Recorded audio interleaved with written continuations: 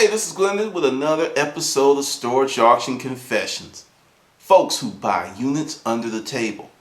A few days ago, I put up a video about managers going through the unit, and as always, I knew it was going to bring people out the woodwork. You know, these managers are doing this stuff. They're diabolical. They're just evil. They're doing this stuff. They're going in drawers in the back and pulling out rusty locks to put back on the unit to fool you. The reality is that certain units never make it to auction. It's not because the tenant paid up. The reason is that these units were sold under the table. If you're dealing with Rudy Poot's storage facility at the corner of I'm barely making this business, yeah, they may set the unit up, they may go through the units. But the reality is, many of the people, and I will give Ed McGrady a shout out, one of the partners of Pods here in Atlanta. Ed doesn't go through the units. And it's not because he doesn't have the opportunity. It's not because he's the salt of the earth. Ed is freaking rich. I want you to ask yourself this question. If you were making $1 million to $2 a month, would you be rooting around in the storage unit? Seriously, would you? I didn't think so. I didn't think so. This is the thing. A lot of these guys that own these places, that run them well and have been in business for a while, are wealthy. They're not just doing okay. Give you an example. There was this place called Storage Spot. Extra Space Storage bought them years ago. There was 13, 14 properties, and I knew one of the property managers very, very, very well. To the point that she would show me pictures of units that were coming up for auctions. Did she let me in the unit to root around? No, because it was a seal on the unit. But she did show me the pictures, which kind of gave me a mental image of, hey, do I need to hold out for that? And even with that, a lot of times the units didn't come up to auction because the tenant paid up. But one month I went in there because I just cleaned out a unit, and I was like, hey, you need to go to make sure that the unit's cleaned out. Tip: when you clean out a unit, let the manager know, make sure they go back there and put a lock on it so nobody bamboozles you by throwing some crap in there, then they're blaming you. So we're talking and everything, and she's doing the monthly report, and she just tells me everything. It's like, yeah, we made $89,000 this month after all the bills and everything paid, the bills being her $1,300 a month bonus. After all this stuff, there was 62 grand net, and this was one property out of 13 or 14. Let's just say, and this was not the largest property, nor was this the property in the best neighborhood. So, with that being said, the owners of this company were damn near bringing in $1 million a month net income. So that's 10 to 12 million per year net income.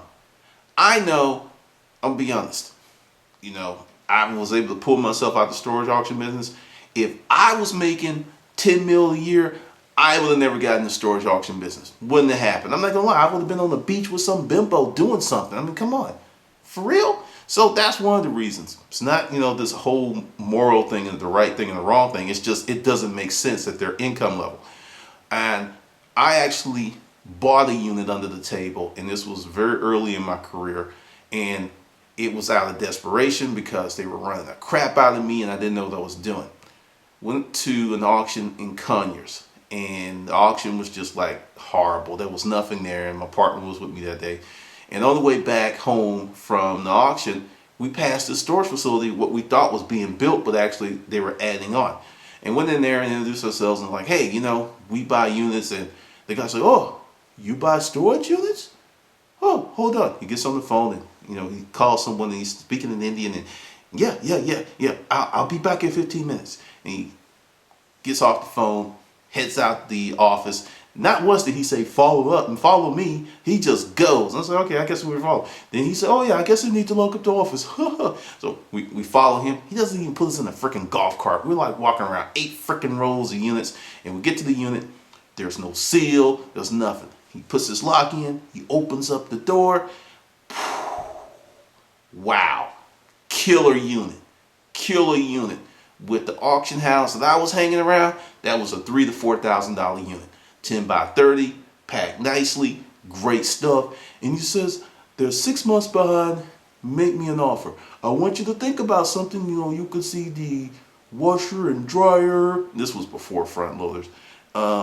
They were out, but they were still brand new and they weren't ubiquitously populated in units.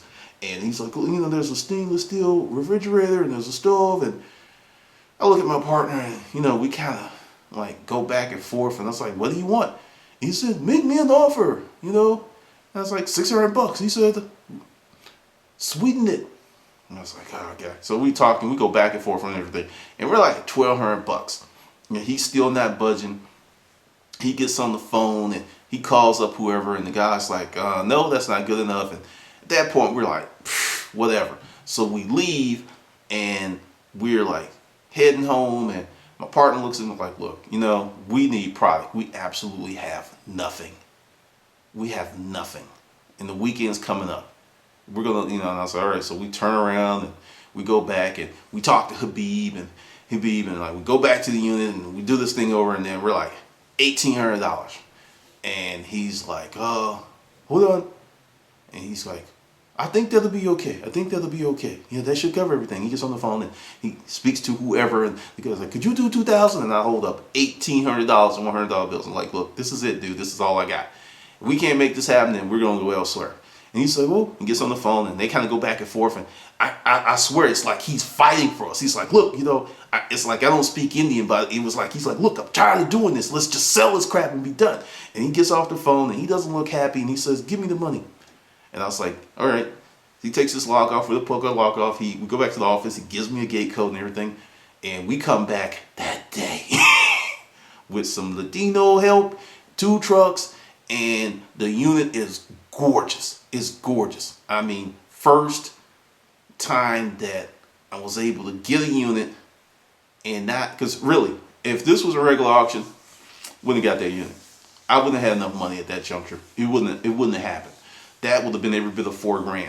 And it was like, wow. Then, we kind of thought about it because we I'm not going to sit there and go, oh, I didn't know what was happening was wrong. I'm not even going to lie to you like that because I knew this shit was shady as hell because it just was slimy.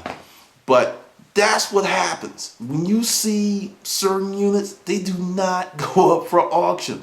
Now, at Rudy Poot Storage Inc., yeah, they pull these little games and they take stuff out of units and put it in other units and everything.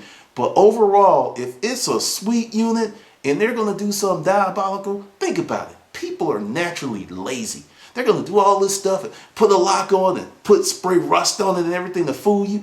That's too much work. They're doing too much. They're just doing too much. It's not going to happen. What they're going to do is you're not ever going to see that unit. Now, I will say one place in town was notorious for stacking up units, but the auction process was very, very loosely fragmented. There wasn't a lot of oversight, so all kind of crazy stuff happened with them. But even with that, still got great units at that place. And one of the reasons I'm not naming names because when you say, hey, this bad stuff happened at this place and you don't have any proof, I can open myself up to a lawsuit. You can call out these places all day long. That's just like, oh, that screen name, Jesse James 32. We don't care. Oh, Glendon? Oh, we know where his ass is. But this is some of the stuff that happens all of the time. Now, if you're getting new to the game, I'm going to tell you how to do it. Because after dealing with that and doing it a few more times, got to a point where I didn't have to do it anymore. Because understand, it's a very, very dirty game. You're dealing with somebody who's doing something wrong to begin with. And the chances of it going bad on you are pretty good. If you want to jump into the pool and get your big toe wet on this kind of stuff, this is how you do it. First of all, the bigs, chances of this happening, unless you have, on the bigs, the district manager and the property manager are going to have to be in on it because you just can't have one. Like a property manager can do so much, like, I'll give you an example. And this was actually a legit deal. One of the managers called me up. They had a customer who was about to go into lien status, was there from out of state. They knew they couldn't load it, didn't really care about the stuff. They couldn't get any unit, but they wanted to settle up. And she said, look, I know you buy units. I went in there, talked to the person, paid their bill up. They signed the release form. I got the unit. That can happen. That was legit because the person actually initiated that transaction. But there's times that the unit is going to go for auction. They know for a fact that the person is not going to pay. There's all kind of options on there. It's like, oh, because, if you walk in that office and you come up with the money that they owe and the units moved out, who's to know how that transaction went down? Not saying I did that, but I know someone who did it routinely. And it was one of the weapons and one of the things I had on him, kind of like that beer commercial where they keep talking about all the dirt they have on each other and the beer keeps going back and forth. I had him on a lot of dirt, and he would not bid against me in auctions. It was just like, oh, because I could get him in a lot of trouble because I had some proof. I had pictures, dates, time. I had a lot of stuff. This is what happens when you spend a lot of time on the property loading your own damn units. But you get all kinds of things. Now, for the average newbie without any money, you're not going to be able to play this game. Just be straight up. You're better off building your chops, building your business, honestly, because I'm telling you, it's like once you do it, it doesn't get easier. It's going to get worse and worse and worse. Because Habib called me, and he called me. It's like, oh, I got some more. And I'm like, no. And eventually, Habib got in a lot of trouble and went to jail. I don't know if it was for storage auction stuff, but typically, if they're doing one thing dirty, they're doing other things dirty. It's just not a one-off. Yeah, the only thing we're going to do bad is just these storage. No, there's other stuff going on. So you really don't want to associate yourself with that. But if you do, just know, like, your potential for profit is just as high as your potential for going to jail. Because one of the things that happens with storage auctions is a lot of people are very, very unfamiliar with the law. You know, and I know you're going like, oh, it's the law and they should follow the law. I'm like, come on. You know that the speed limit's 55, but your ass doing 75 all day long every day. It's against the law. You know, but you still do it. So don't give me that, you know, they should follow the law and everything. People are going to do what people are going to do. People are going to get away with what they can get away with. That's reality. And if you don't govern yourself under that fact, you're in the world of hurt, because here's something that you should understand. Those in power do not give up that power freely without revolution, war, or death. That's real. Understand that. So they're going to just do the right thing. The reason the bigger companies don't engage in this type of stuff is because they're wide open for lawsuits. They know people are gunning after them, so it's just in their best civic and profit interest to do the right thing. It's not like, oh, you know, we're the salt of the earth. I'm never going to lie to you and go, oh yeah, that's why they're doing the right thing just for the sake of doing the right thing. Bullshit. They're doing it because there's too much liability to do the wrong thing. And that's where the thing swings. But that's the deal. Now, I know of quite a few people here in the Atlanta area that were buying units under the table. And here's the 2 tips to let you know if someone's buying units under the table. Someone's buying a bunch of units, then all of a sudden they stop. They're at every auction just in case something wonderful shows up, but you don't see them buying any units. You see this, and this goes on for not a day or two. This goes on for months. You're like, then you go to their store, and their store is fully stocked. And you're like, what? And that's another tip. You have to shop other people's stores, because they're going to shop yours. They're going to see what kind of setup you have, and that actually gives you insight on how to bid against them. But, you know, they don't buy anything. There was this crew that was notorious for getting units. They had all kind of deals, and there was a certain part of town, it didn't make any sense to even go over there. It really didn't, because they had all the decent stuff on lock. For real.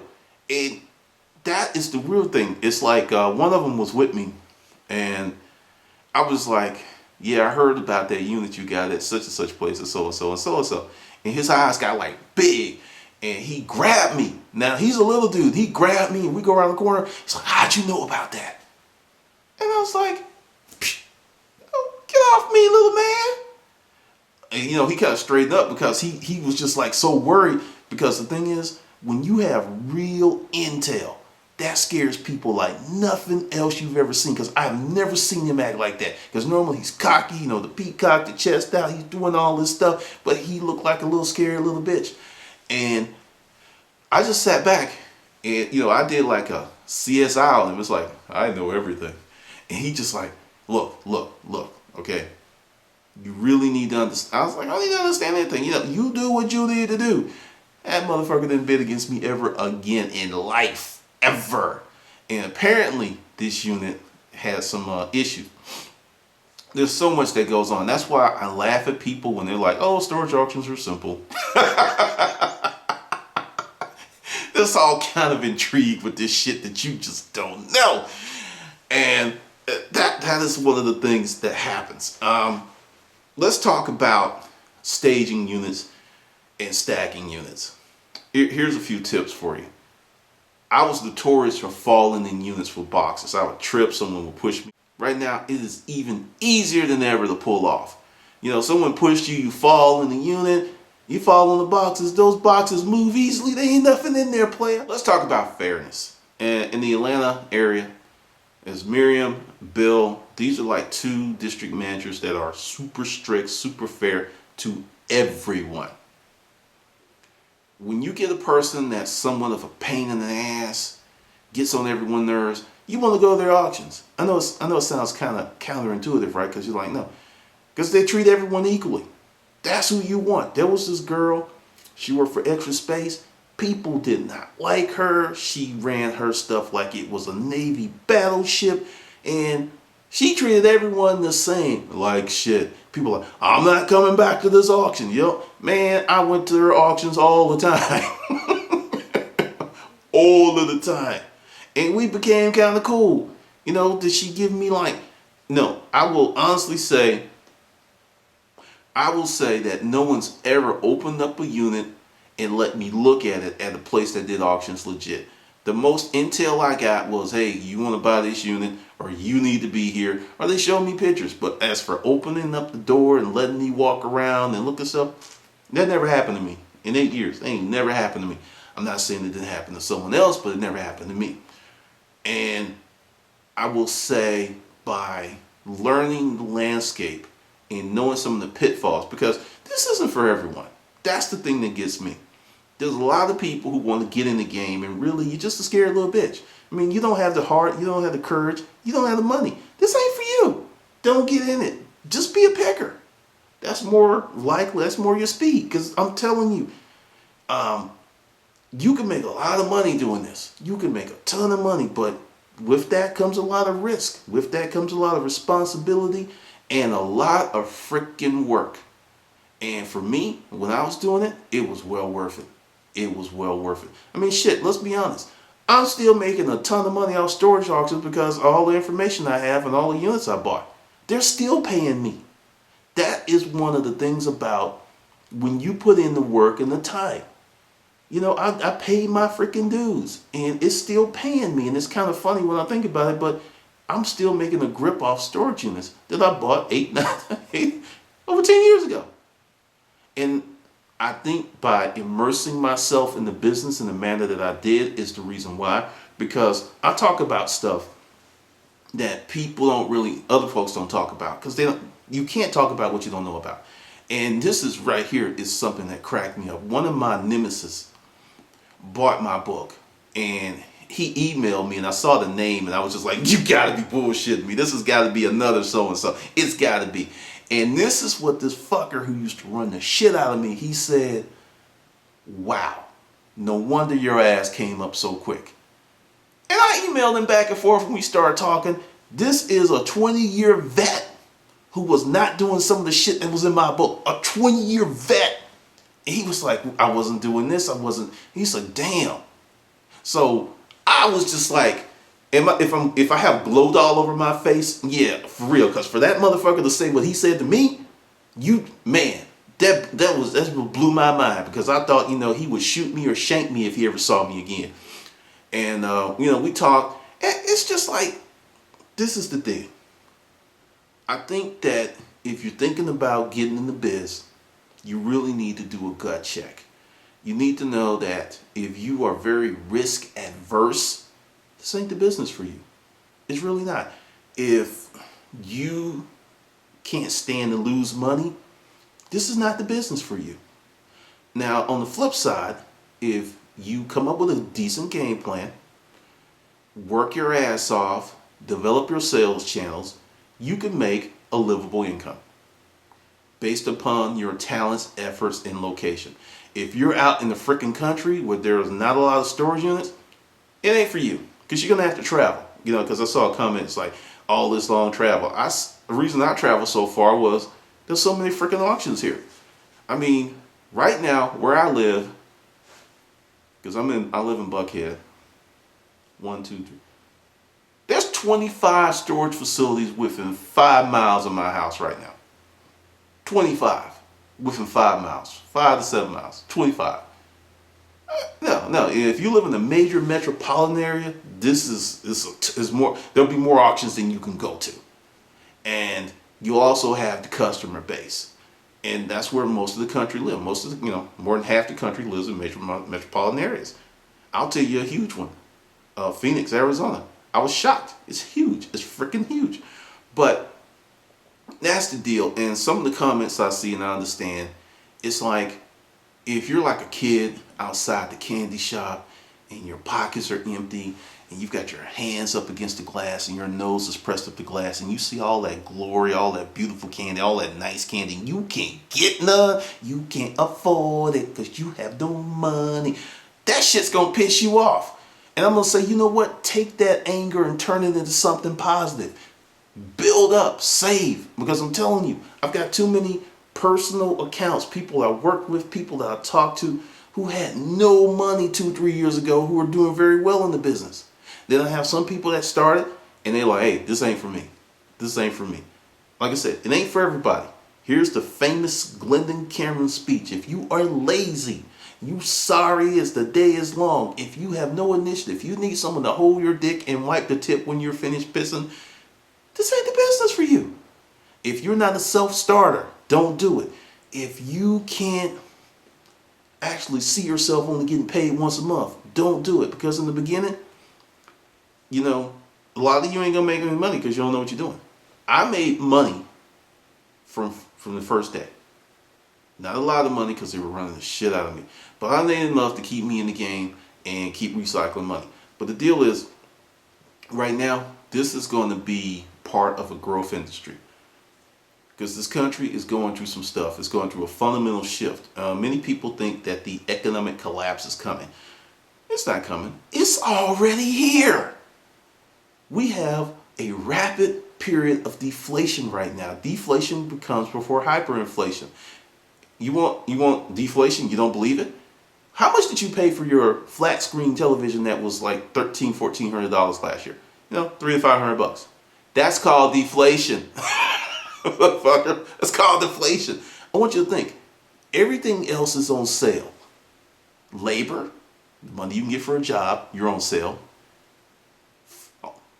Cars, TVs, electronics, everything that is not essential to life is on sale. Now let's look at what's not on sale. Food is going up. They have artificially held down the price of gas. I don't know how long that's going to happen, but anything that you really need, food, health insurance, that shit's going through the roof. And that's the reality. So, just listen to this video. Know that it's a dirty game. Know that some bad things happen. And in every other walk of life, the same thing happens. So it's just not some isolated storage units. But that's the deal. It happens. People do it. Do it if you want to. Know that you run the risk of going to jail. Know you run the risk of getting in trouble. And also know there's no honor among thieves. That's what I'm saying. All right, this is Glendon. We're making money with storage unit auctions.